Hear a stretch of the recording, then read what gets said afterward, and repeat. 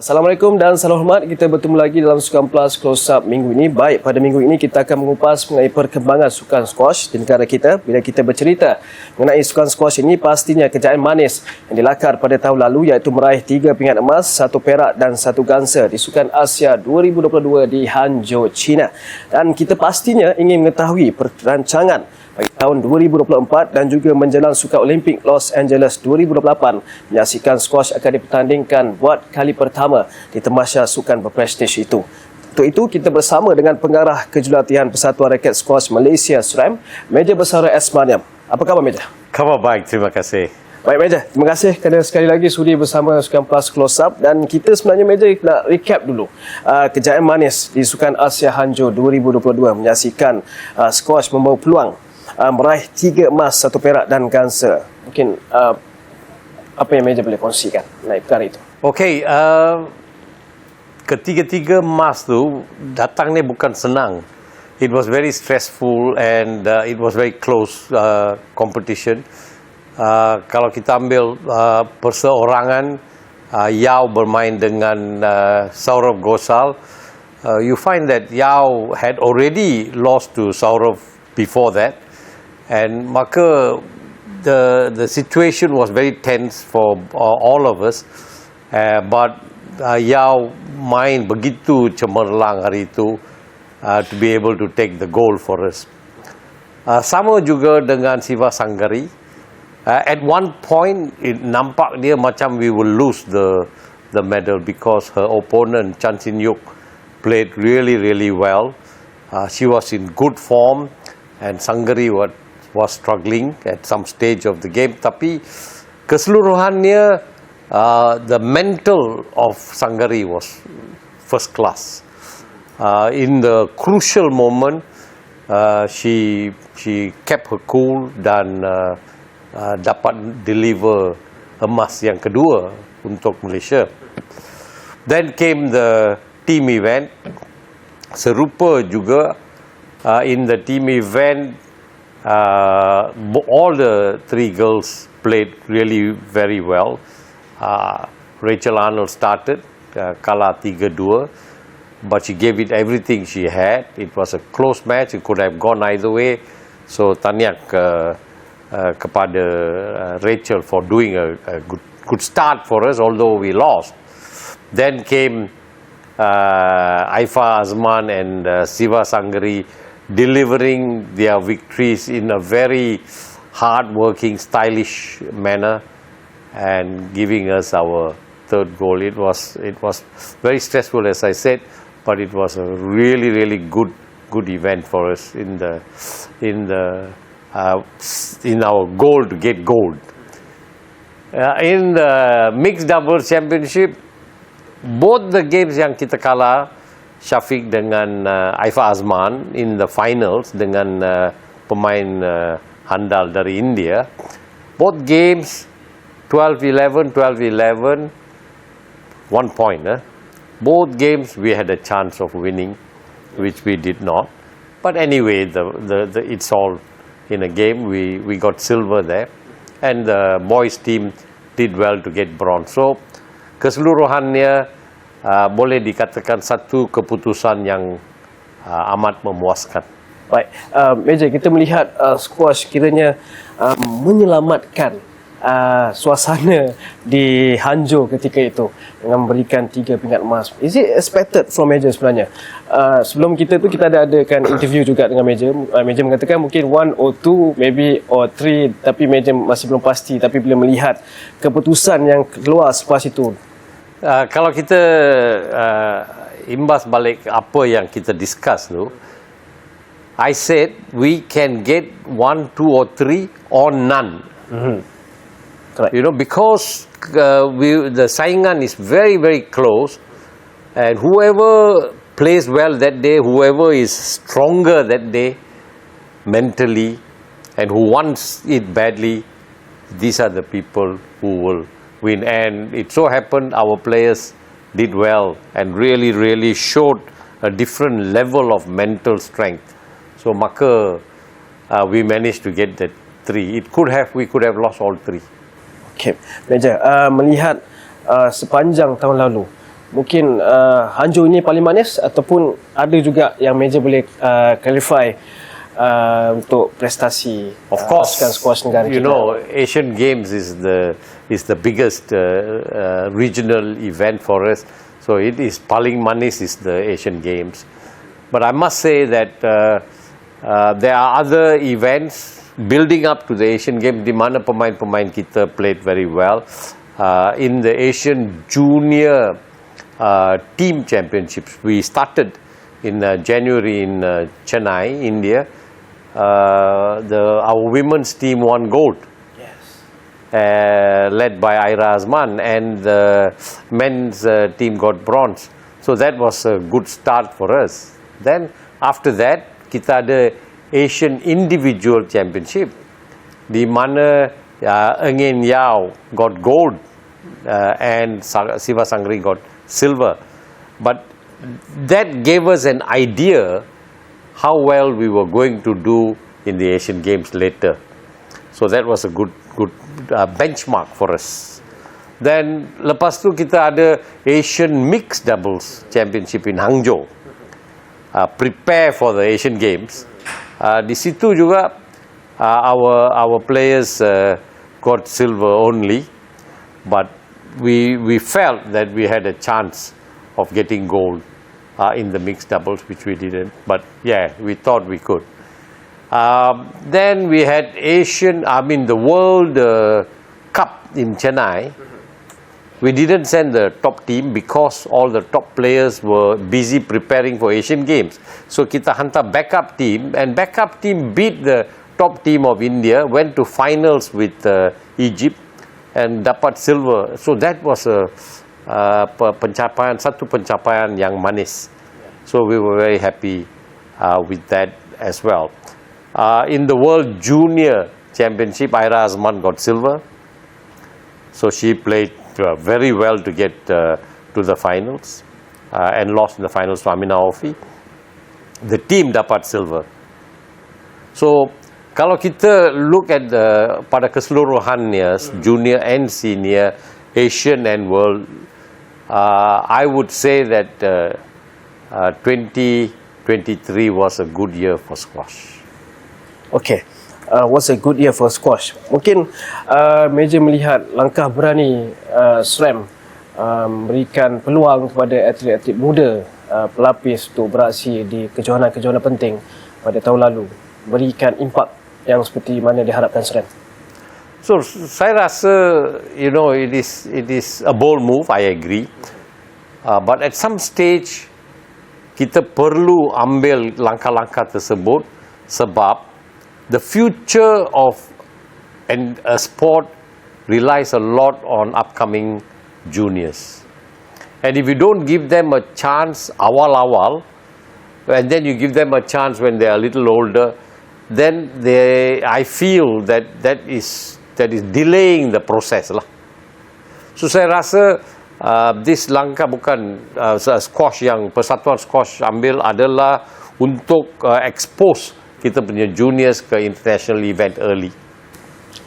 Mejar, melihat kejayaan-kejayaan pada tahun 2023 di Sukan Asia Hangzhou dan juga barisan pelapis yang menyina di pentas-pentas antarabangsa, kalau kita recap balik, sebelum itu kita mengalami pandemik COVID-19 dan juga kekangan untuk beraksi di pentas antarabangsa, dan tahun 2023 menunjukkan, like you said, squash is a good year for squash. So apa sebenarnya yang SRAM mungkin boleh kongsikan, how you plan well for the Asian Game, for the pelapis?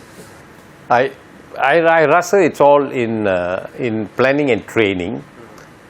And kita ada pemain-pemain yang begitu rajin when it comes to training.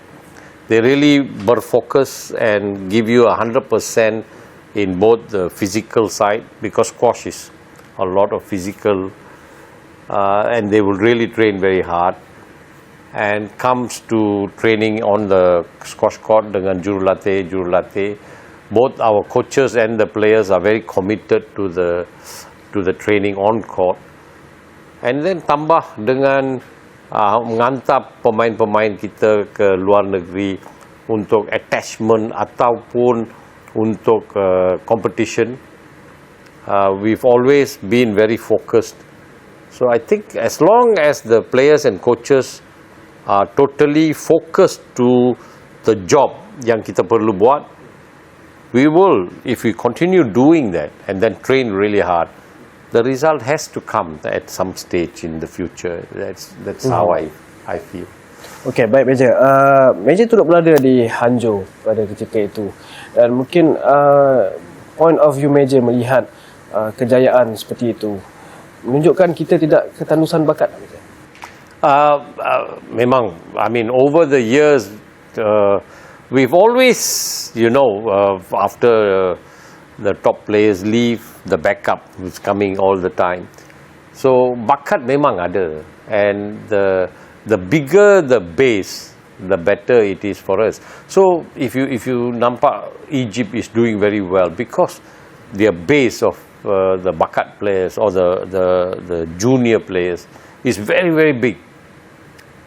So Malaysia is heading in that direction. We may not be there yet at the level of Egypt, but we are heading in that direction. Kalau kita tumpu perhatian kepada yang akan datang National Junior Championship, under 11 tu ada 200 lebih pemain. Ketika ini? Yeah. So that is really, really good. Yeah. So that is why we feel that getting the base as big as possible and then getting the players up is important for us. Mejar mengatakan ada 200 lebih player yang menanti untuk mengembangkan bakat mereka. Mungkin ada program liga ke ataupun di antara junior-junior ni untuk keep kompetitif. Yes. The turning point for Malaysian squash when it comes to development tournaments and programs is what CIMB has done for us.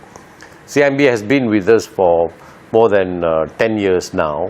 Oh, lama. Yeah, and they have done so much for us, and all the junior circuits, RS and JCA, maksudnya rising star, untuk under 9, under 11, under 13. Then we have the junior circuit, under 15, under 17, under 19. So that whole range of players are looked after by this program, and pemain-pemain dari seluruh Malaysia, all the states, always want to play in these junior circuits to keep up their ranking and move up, and then slowly move into represent the country at the senior level. Baik Mejar, kita tahu squash sudah pun dimasukkan dalam Sukan Olimpik Los Angeles 2028, iaitu LA 28. Jangkaan SRAM untuk mengumumkan blueprint ataupun roadmap untuk ke Olimpik. Walaupun kita tahu lama lagi, 4 tahun lagi, tapi it must start from now. Mungkin Mejar ada pandangan. We already dah ada 1-2 meeting dengan yang pertama dengan MSN, yang kedua dengan RTG, Road to Gold. So Dr. Nicole David has been in discussion with me to actually come up with this plan for LA 28. LA 28 ni is an individual event, perseorangan sahaja. Okay, so kalau kita nak dapatkan pingat dekat LA 28, our pemain mestilah duduk tangga 10 ke atas dalam dunia. 10 ke atas. So tujuan kita sekarang ni is how can we naikkan taraf pemain-pemain kita ke 10 ke atas by the time come LA 28. That is what the blueprint is about sekarang. Apa kriteria yang dititik beratkan untuk blueprint itu? exposure to big level tournaments, main training dengan top players. Kalau kita duduk dekat rumah, main di sini saja, I don't think we can go anywhere. We have to send our players out. They have to go and play big tournaments. They mesti train, buat latihan dengan pemain-pemain setaraf dengan mereka ataupun higher. So only then we can bring our standard up. Of course, fitness level is one of the focal point as well. Fitness ni is relative. Bermaksud, if you feel you are the fittest here at the junior level, you want to go to the next level, the fitness also will go up to the next level. And so on until sampai you jadi juara dunia ke apa, the fitness level goes up, keep going up. There is no stopping. So if you feel that, oh, I have already reached my fitness level, it's not correct. You have to keep on improving your fitness, your speed, your strength, your flexibility, agility and so on. Sehinggalah you sampai ke taraf yang kita perlu main at that level. Mejar, dalam masa 4 tahun mungkin ada penambahan pemain baru ataupun kita masih mempercayai bakat yang sudah ada ketika ini perlu di-polish up ataupun you want to make a bigger team heading to the Los Angeles? We always have to look at a bigger team. We cannot stop at the few people we have on top. Right now, our focus for the men is Ngen Yao, is our number 1 player. Siva Sanggari. But then there are other players at the bottom. Nama-nama yang kita dah tahu lah. In the men you have Adini Draki and Shafiq Kamal and all. In the women you have the Azman sisters, you got Rachel Arnold and so on. Aina Amani and Chani Wen, Yang. But one step below, ada juga pemain-pemain, rasa saya dalam 4 tahun, we may be able to hear Joakim Chua. He's a world junior player, now he's already senior. He's a good and talented player. Haris Daniel, Lo Watson on the boys side. Of course, in between this junior and Yao, we also have players like Amishan Chandran, Sanjay Jiva, who actually went with me to the world men's team dekat New Zealand. Walaupun kita tak pergi dengan top team, we managed to finish well in that event. So I'm happy with that. So pemain-pemain seperti dia, then the seasoned players seperti Ong Sai Hong, Amir Rule, Duncan, dia orang ni also have the potential of filling the gap. So give 4 years, you don't know who is going to come up in the women and the men's team. Okey Mejar, melihat barisan-barisan pemain yang Malaysia sebutkan tadi, apa sebenarnya yang SRAM perlukan lagi untuk dari sudut kepakaran untuk menjelang 4 tahun ini? Everything must be single particular for this thing. Apa lagi yang SRAM ingin perlukan mungkin daripada sudut nutrisi ataupun analisis sains sukan yang diperlukan untuk lagi sepanjang 4 tahun ni untuk develop, dan macam Mejar katakan, at least untuk kita menang pingat untuk first time kita participate di LA nanti. We are very happy with apa yang bantuan yang kita terima dari ISN, segi nutrisi, performance analysis, psychology. So I feel that is good. What is important to in addition, tambah to that is we must be able to bring top level players, top 10, top 15, top 20 players to Malaysia untuk buat camp. Is it for sparring, Mejar? Sparring. If you did with the top players coming into Malaysia for sparring, not only can we expose the top players, kita punya top players, but our middle level players, our bakat, all can see the top, what is the goal. How does say Ali Farag world number 1 plays. How does he train? Alright, how does he approach training? Bila orang lain semua nampak, they will get a motivasi. They will get an idea, oh, this is what we need to do. So bringing players in to train with our players is one aspect yang paling bagus. Yang kedua, we have to send our players out. When we send our players out, they will train in a different venue, berlatih dengan pemain-pemain lain, bigger group of players, and so on. So I think these two, bringing players in for sparring, sending our players out for training, and playing as many tournaments, all levels, is the way we should project. Mungkin dari negara mana yang Mejar harapkan untuk bawa ke Malaysia untuk lakukan sparring? A lot of European players are interested in coming. If we can get 1 or 2 Egyptian players, we've had Egyptian players before, English players. So we will be continuously talking to these players to come and train with us. So pada ketika ini sebenarnya kita masih memerlukan rakan sparring lah, Mejar. Yes. Mungkin kita masih kurang lagi. Mungkin SRAM ada pendekatan yang mungkin untuk masa akan datang ke atau bagaimana? Memang ada. So when we have tournaments like the World Cup, Malaysia Cup, Malaysian Open, now we have Malaysia, the qualification for World Championship in Seremban, run by Ace Management. So these events, sebelum the pemain come for the tournament, we ask them to come earlier and train with us, or after the tournament stay back and spar with us. So that kind of discussion is going on. Okey, baik Mejar. Mejar, dari sudut analisis video ataupun nutrisi, bagaimana situasi dalam squash kita?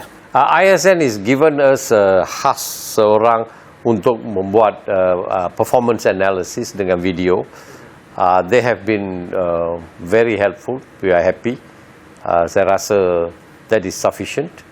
Nutrisi, they have always been good with us, ISN. And our players themselves are also very highly trained and they know what to eat, what not to eat. So that area is also, we are okay with that. Okey, baik Mejar. Untuk tahun 2023, Mejar ingin describe pemain terbaik lelaki dan juga pemain terbaik perempuan untuk pandangan mata Mejar sendiri. Siapa? There are many players who've done well in the men and women, but stand out in the men, I would say pemain terbaik in 2023 for men would be Nguyen Yao, because of his achievements and his ranking. So he's done well. He's very committed, he's very professional, and he's a good example to our younger players. Serupa juga dengan Siva Sanggari, whom I would put as the outstanding player, sebab just 1 year ago, she had this major accident. We didn't even know that whether she can play squash ataupun tidak. But to come back and go into a ranking higher than she was before, and to perform so well in the major events, is a good shining example of two good players who all the other players should emulate and use as an example of getting up in the world of squash. Untuk junior Mejar? In the juniors, I think, if you take Aira Azman, who's just out of junior, she did well, but she's out of juniors. In the boys, I think Joachim Chua did really well in the juniors. Aira, of course, in the juniors, but she's no more. Right now is out of the juniors. But these are two players I'd like to single out. Of course, there are some really young girls. Whitney Isabel is somebody I'd like to mention who can actually do well as she goes up in the ranks. Okay, last Mejar. Untuk tahun 2024 mungkin SRAM akan menganjurkan kejohanan terbesar ke ataupun bagaimana untuk penyertaan? there is one tournament in Negeri Sembilan, which is a qualification event for World Individual Championships. Okay, there are 5 regions. Tiap-tiap region, Asia, Africa, Pan America, Europe dengan Oceania. Each one will have one qualification event. Untuk Asia, kita akan buat di Seremban. Bila tu? I don't have the No exact date je. Okay, mungkin dalam tahun ni lah. Yeah. It's just around the corner. 18 to 21st April. So, tak lama lagi? Yeah. Dua bulan lagi. 21st April. That is one event. Then we are also doing 4th to 7th of July is the Asian Doubles Championship. Okay. So that's a big event we are going to organize. Okay, thank you Mejar. Baik, itu dia perkongsian menarik Pengarah Kejurulatihan Persatuan Raket Skuasy Malaysia SRAM Mejar bersama Maniam. Terima kasih sudah bersama Sukan Plus Close Up minggu ini dan kita mendoakan yang terbaik untuk squash negara kita di masa depan, terutama persiapan menjelang Sukan Olimpik di Los Angeles 2008 nanti. Mejar, terima kasih kerana sudi bersama Sukan Plus Close Up. Baik, sekian saja Close Up pada minggu ini. Kita berjumpa lagi dalam episod seterusnya. Assalamualaikum.